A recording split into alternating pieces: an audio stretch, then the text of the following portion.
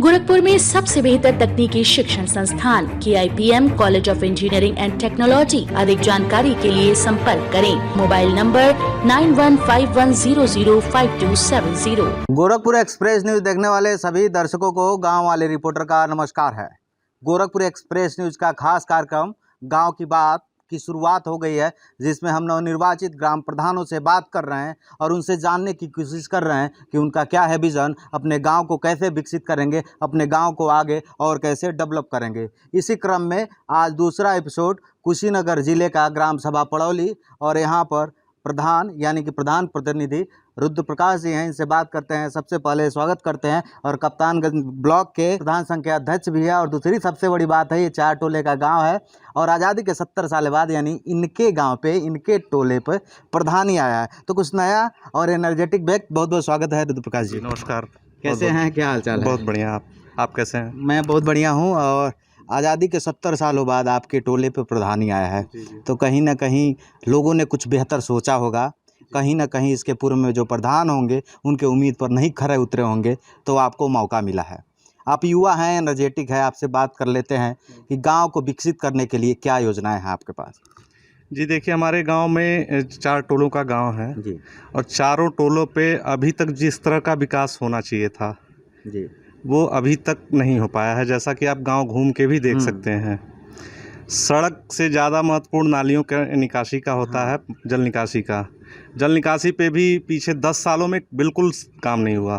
तो अब आप प्रधान जी बन गए हैं, अब क्या तैयारी है, कैसे उन सुविधाओं को दुरुस्त करेंगे? नहीं, हमने तो शपथ ग्रहण के बाद से ही जी जल निकासी पे काफ़ी फोकस किया है। और मैं आपको बता दूं कि कुछ नालियां ऐसी भी थीं जो 10 साल 12 साल से बनी पड़ी हुई थी और बंद भी थी, चौक थी, मतलब 1-1 मीटर गहराई की नाली। कोई हाल उसका लेने वाला नहीं था। लेने वाला नहीं था, उसकी सफाई तक नहीं हो रही थी। मैंने अपने व्यक्तिगत रूप से उस पर मजदूर लगा के, सफाई कर्मी के भरोसे तो हो संभव नहीं था वो, जी जी जी।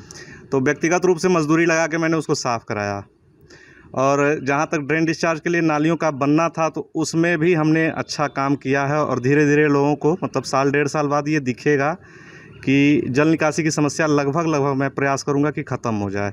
अभी तो आपके कार्यकाल की शुरुआत है, हम शुभकामनाएं ही दे सकते हैं। लेकिन उससे पहले एक सवाल कि जब किसी भी ग्राम की या किसी समाज के हित की बात होती है तो स्वास्थ्य, शिक्षा, रोजगार और सड़क की बात होती है। तो सबसे पहले हम जान लेते हैं कि आपके गांव में स्वास्थ्य की क्या सुविधा है, अगर नहीं है तो आप क्या करने वाले हैं? नहीं, स्वास्थ्य के लिए तो हमारे वहाँ कोई व्यवस्था नहीं है।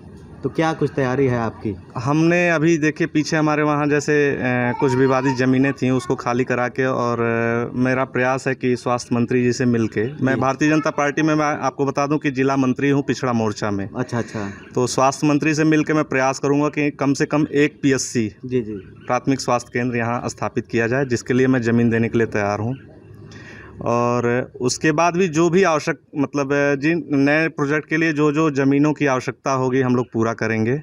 ज़मीनों की कहीं से कमी नहीं है जी। और स्वास्थ्य के बाद हम शिक्षा पे फोकस करेंगे। हाँ। शिक्षा पे विद्यालय लगभग 3 टोले पे है हमारे वहाँ। तीनों टोलों पे विद्यालय में व्यवस्था काफ़ी दुर्व्यवस्थित थी जी। अब कायाकल्प एक योजना है सरकार की, उसके अंतर्गत हम लोग ग्राम सभा के पैसे से उसको दुरुस्त किया जा रहा है विद्यालयों को। बिल्कुल। अच्छा प्रधान जी, जब शिक्षा स्तर पे बात होती है तो लोगों के जहन में सवाल आता है और गांव के लोग यही सोचते हैं कि नॉर्मल जो रूटीन की पढ़ाई होती है कर लेते हैं, लीक साइड का कोई कुछ नहीं कर रहा है। तो आप युवा हैं और आप शिक्षित हैं, तो जो आपके गांव के युवा हैं जो शिक्षा के क्षेत्र में कुछ करना चाहते हैं, उनका कंडीशन ऐसा कुछ नहीं है, तो आपकी तरफ से क्या मदद रहेगा? मेरे तरफ से देखिए, अगर वो उनको कुछ भी ऐसा है कि मतलब मैं आगे बढ़ के ऐसा काम करना चाहता हूँ, मेरे तरफ से पूरा सहयोग होगा। जो भी मतलब उनको आवश्यक होगा मैं पूरा करने का पूरा प्रयास करूँगा। अच्छा, अब हम सबसे अहम मुद्दे पे आते हैं। स्वास्थ्य और शिक्षा के बाद सबसे जो अहम मुद्दा होता है वो होता है रोजगार। गाँव का युवा कमाने के लिए लुधियाना, पंजाब, दिल्ली चला जाता है, तो रोजगार के लिए आप क्या कुछ करने वाले हैं, क्या कुछ सोचते हैं? रोजगार के लिए देखिए, मनरेगा से तो हम लोग रोजगार देते ही देते हैं। उसके अलावा स्वयं सहायता समूह के थ्रू जैसे और भी जैसे कुटीर उद्योग, लघु उद्योग, ये सब स्थापित किए जाते हैं। इस पे हमारी के DPRO साहब से बात हुई है और उन्होंने आश्वासन भी दिया है। हम लोग एक समिति गठन करके, स्वयं सहायता समूह की एक समिति होती है, उसको गठन करके, और यहाँ आटा चक्की, RO मशीन और मतलब हल्दी पीसने वाली, तेल तिल पेरने वाली मशीन का स्थापना करेंगे, जिसमें समूह की कुछ महिलाओं को रोजगार दिया जा सकता है। जी। बाकी हर तरह से मतलब हमारे स्तर से जो भी सहयोग होना है और रोजगार के लिए जो भी नए अवसर पैदा करने लायक होगा वो मैं करूँगा। केंद्र में बीजेपी की सरकार है, यूपी में भी बीजेपी की सरकार है और आपने बताया कि आप बीजेपी के पदाधिकारी भी हैं। शौचालय एक बड़ी योजना मोदी सरकार की, केंद्र की सरकार की, लेकिन गांव में हम अभी आ रहे थे, देख रहे थे कहीं ना कहीं जागरूकता की एक बड़ी कमी। लोगों के घर में शौचालय बन गया लेकिन उसका कोई यूज़ नहीं है, सरकार के पैसे का बंदरबाट हो गया है, तो उन लोगों को कैसे जागरूक करेंगे? नहीं, हमारे वहाँ ऐसी बात नहीं है। शौचालय जितने लोगों के बने हैं, मान के चलिए कि आप 90% यूज हो रहे हैं, चाहे वो किसी के कार्यकाल में बने हों। अच्छा। 10% लोग ऐसे हैं जो थोड़ा सा लापरवाही करते हैं। हमारे वहाँ सबसे मेन समस्या थी, आज भी 250 से अधिक परिवारों में शौचालय नहीं बने हैं। अच्छा। तो कहीं ना कहीं लोग यूज़ कर रहे हैं। जी, वो बाहर निकलते हैं। वो एक मतलब समस्या है जिसको दूर करने के लिए हम लोग प्रयास कर रहे हैं। बहुत जल्दी उसका परिणाम दिखेगा। ग्राम पंचायत की बात होती है तो एक लाछन लगता है अक्सर प्रधान जी लोग के ऊपर कि शौचालय आवास की जब बात आती है तो अक्सर समाचार सोशल मीडिया के माध्यम से सुनने को मिलता है, प्रधान जी ने आवास में 20,000 ले लिया, शौचालय में 3,000 ले लिया।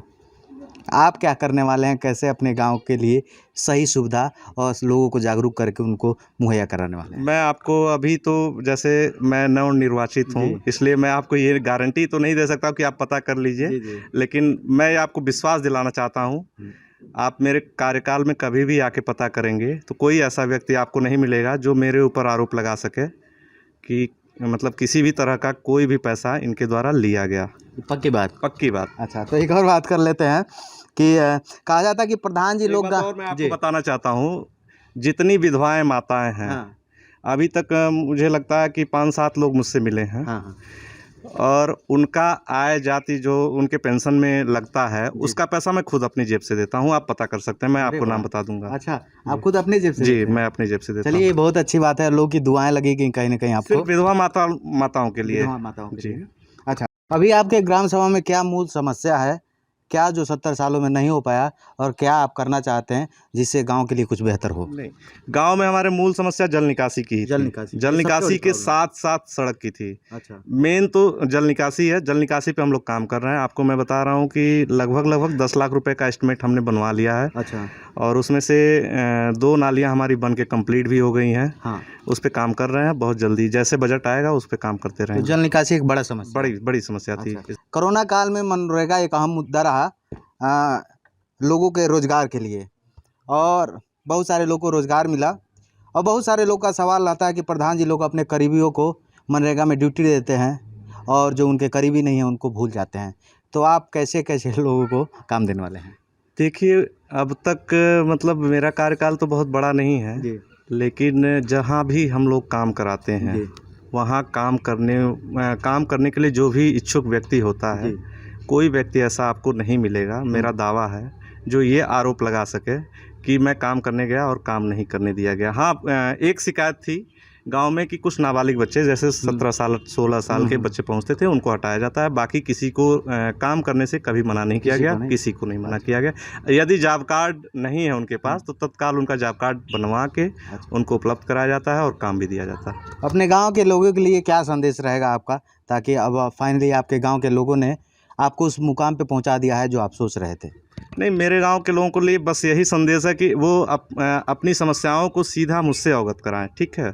और किसी भी तरह की किसी योजना में किसी बिचौलिए से संपर्क ना करें, हमसे संपर्क करें। उनके काम में कहीं से कोई लापरवाही नहीं होगी, ठीक। तो हमारी शुभकामनाएं है कि आप अपने गांव के लिए और आने वाले जो 5 साल का कार्यकाल है अपने गांव के लिए बेहतर करें। और इस गांव के जो लोग भी इस वीडियो को देख रहे हैं तो सीधा प्रधान जी से मिलिए, बीच वाले लोग से मिलेंगे तो मामला गड़बड़ हो सकता है। आप सब देख रहे थे गोरखपुर एक्सप्रेस न्यूज़ का खास कार्यक्रम गाँव की बात, ये दूसरा भाग ग्राम सभा पड़ौली। हमारे साथ थे रुद्र प्रकाश जी, जो कप्तानगंज ब्लॉक के प्रधान संघ के अध्यक्ष भी हैं।